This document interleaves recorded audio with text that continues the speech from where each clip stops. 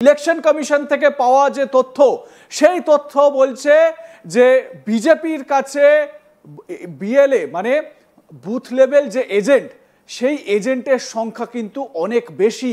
আগে হ্যাঁ তৃণমূল কংগ্রেসের থেকে অনেকটাই বেশি। এবং এই বিএলএ 1 বিএলএ 2 এদের কাজ কি হবে সেই তথ্য আপনাদের সামনে আমি তুলে ধরার চেষ্টা করব। যে তথ্য আমরা দেওয়ার চেষ্টা করছি সেটা নির্বাচন কমিশনের থেকে পাওয়া যে তথ্য সেই তথ্য আমরা আমাদের দর্শকদের সামনে তুলে ধরছি। আমার সহকর্মী সুজয় আমার সঙ্গে রয়েছেন এই লাইভ ডিসকাশনে। সুজয়, তোমাকে স্বাগত আজ তাক বাংলায়। সুজয়, একেবারে স্পেসিফিক ভাবে দেখো, তথ্য বলছে যে প্রায় তিন ডবল এজেন্ট বিজেপির কিন্তু রয়েছে এবং তৃণমূল কংগ্রেসের সংখ্যাটা সেই জায়গায় অনেকটাই কম। মানে ইলেকশন কমিশনের থেকে পাওয়া যে তথ্য কি বলছে একটু যদি ব্রিফটা একেবারে চটপট দিয়ে দাও। একেবারেই দেখো, বুথ লেভেল অফিসাররা কালকে কিট নিয়ে আজকেই গোটা রাজ্য জুড়ে যে জেলা শাসকের যে অফিসগুলো আছে সেই জেলা শাসকের অফিসগুলো থেকে একটা কিট তাদেরকে তুলে দেওয়া হয়েছে এবং সেই কিট নিয়েই কিন্তু কালকে বাড়ি বাড়ি পৌঁছে যাবে। তার আগে যেটা জানা যাচ্ছে যে নির্বাচন কমিশনে একটা অফিসিয়ালি এই বুথ লেভেল অফিসারদের সঙ্গে বিএলও 1 এবং বিএলও 2 মানে একটা বিধানসভায় মানে 294টি বিধানসভা কেন্দ্রে একটা করে বিএলও 1 সমস্ত পলিটিক্যাল পার্টি দিতে পারবে এবং বিএলও 2 সেটাও একটা করে একজন করে দিতে পারবে। তো এখনো পর্যন্ত 30/10/2025 পর্যন্ত যার ডেটা ইলেকশন কমিশনের কাছে জমা হয়েছে এবং সেই ডেটাগুলোই আমরা তুলে ধরার চেষ্টা করব এবং এই বিএলএ 1 বিএলএ 2 তাদের কাজ কি এই স্পেসিফিক ভাবে এই আলোচনাও আপনাদের সামনে আমরা তুলে ধরার চেষ্টা করব। যেটা খুব গুরুত্বপূর্ণ সেটা হচ্ছে গিয়ে এই যে বিএলএ 1 বা বিএলএ 2 দের যে সংখ্যা সেই সংখ্যাটা কিন্তু খুব ইতিবাচক একটা জিনিস বিজেপির জন্য। আমি সুজয়কে বলবো, সুজয় একটু আমরা যদি আমাদের এই প্লাজমা স্ক্রিনের দিকে আসি তাহলে এই ডেটাটা আমরা আমাদের ভিউয়ার্সদের তুলে ধরতে পাচ্ছি।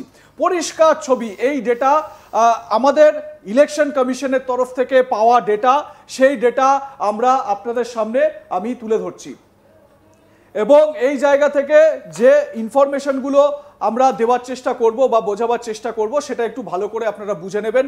সুজয় আমার সহকর্মী আমার সঙ্গে রয়েছেন। দেখুন, BLA 1 and BLA 2 received as on 30/10/2025 30শে অক্টোবরের যে তথ্য মানে রিসিভড মানে হচ্ছে পলিটিক্যাল পার্টিগুলো যে তথ্য ইলেকশন কমিশনে দিয়েছে যে আমাদের এতজন বিএলএ 1 রয়েছে, এতজন বিএলএ 2 রয়েছে, সেই তথ্য আপনাদের সামনে তুলে ধরছি। Name of recognized political party, বিভিন্ন পার্টির নাম দেওয়া রয়েছে। প্রথমেই রয়েছে কি আম আদমি পার্টি, 0 বিএলএ 1 নেই, বিএলএ 2 নেই, যেটা খুব স্বাভাবিক। বহুজন সমাজ পার্টি বা বিএসপি, আপনারা জানেন যে মায়াবতীর বহুজন সমাজ পার্টি, সেই বহুজন সমাজ পার্টির বিএলএ 1 হচ্ছে গিয়ে 12 জন, বিএলএ 2 নেই। খুব ইন্টারেস্টিং যেটা সেটা হচ্ছে গিয়ে ভারতীয় জনতা পার্টি মানে বিজেপি, এই জায়গাটা দেখুন, ভারতীয় জনতা পার্টি কতজন বিএলএ 1? 294 জন। এই দেখুন 294 জন ভারতীয় জনতা পার্টির বিএলএ 1 এবং বিএলএ 2 কতজন? বিএলএ 2 হচ্ছে 7912 জন। পশ্চিমবঙ্গে যে রাজনৈতিক ইকুয়েশন এই মুহূর্তে প্রধান বিরোধী দল বিজেপি, ভারতীয় জনতা পার্টি এবং শাসক দল হচ্ছে তৃণমূল কংগ্রেস। একটু আমরা সবার নিচে তৃণমূল কংগ্রেসের ডেটাটা দেখি। এই হচ্ছে অল ইন্ডিয়া তৃণমূল কংগ্রেসের ডেটা দেখুন, 36 জন, মাত্র 36 জন বিএলএ 1, যেখানে বিজেপির বিএলএ 1 এর ডেটা হচ্ছে 294, সেখানে তৃণমূল কংগ্রেসের ডেটা হচ্ছে মাত্র 36 জন বিএলএ 1। এবার তৃণমূল কংগ্রেসের বিএলএ 2 হচ্ছে গিয়ে 2349 জন, 2349 হচ্ছে গিয়ে বিএলএ 2 তৃণমূল কংগ্রেসের রাজ্যের শাসক দলের, এবং বিজেপির বিএলএ 2 হচ্ছে গিয়ে 7912 জন। আমি এই জায়গা থেকে সুজয়কে একটু ডেকে নেব প্লাজমার সামনে।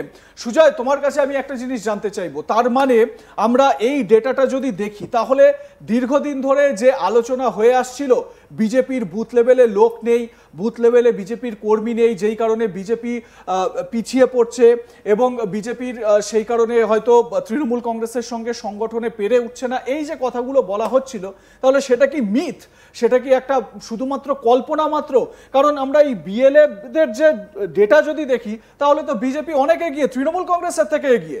একেবারে তাই। এবং একটা সত্যি কথা, যেটা তৃণমূল কংগ্রেসের সমস্ত নেতা মন্ত্রী বিধায়ক সাংসদ তারা সবাই বলে থাকে যে বিজেপি সংগঠন কোথায়, বুথ লেভেলের লোক কোথায়, কিন্তু ইলেকশন কমিশন সূত্রে যেটা জানা যাচ্ছে যে আমরা একটু এই ডেটাগুলোকে ক্লোজে একটু দেখাই, যদি ক্লোজে দেখাই তাহলে আরো বোঝা যাবে।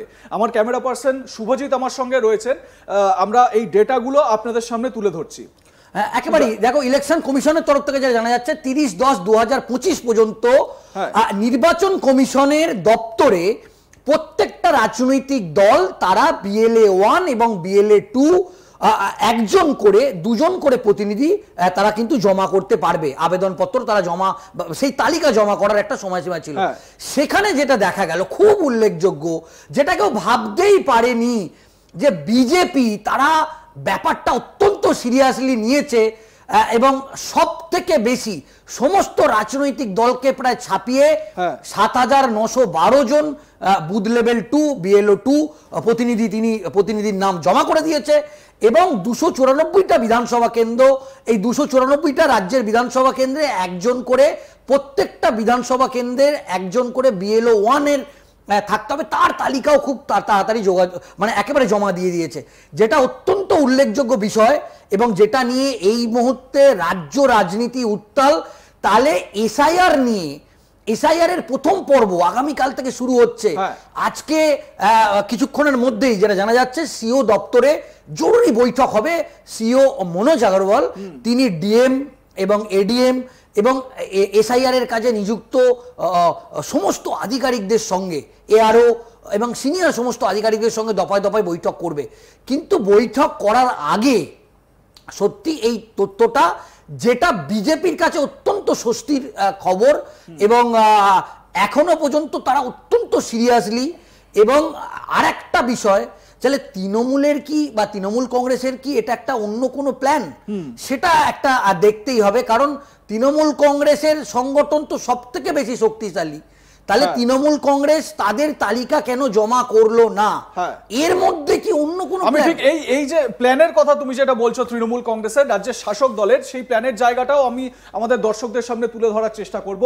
কিন্তু আমাদের পরবর্তী যে আলোচনা, আমরা কিন্তু communist party of India CPIM এদের তথ্যটা, সেই তথ্যটাও আপনাদের সামনে তুলে বিশ্লেষণ করার চেষ্টা করব। যখন আলোচনা হয় মানে রাজনীতি নিয়ে, পশ্চিমবঙ্গের রাজনীতি নিয়ে, অনেকেই হয়তো একটু আলোচনার ছলে বা মজার ছলে বলেন যে CPIM এর একজন হলেও লাল ঝান্ডা ধরার লোক রয়েছে, পার্টি অফিসটা খোলার লোক রয়েছে, এই আলোচনা কিন্তু হয়।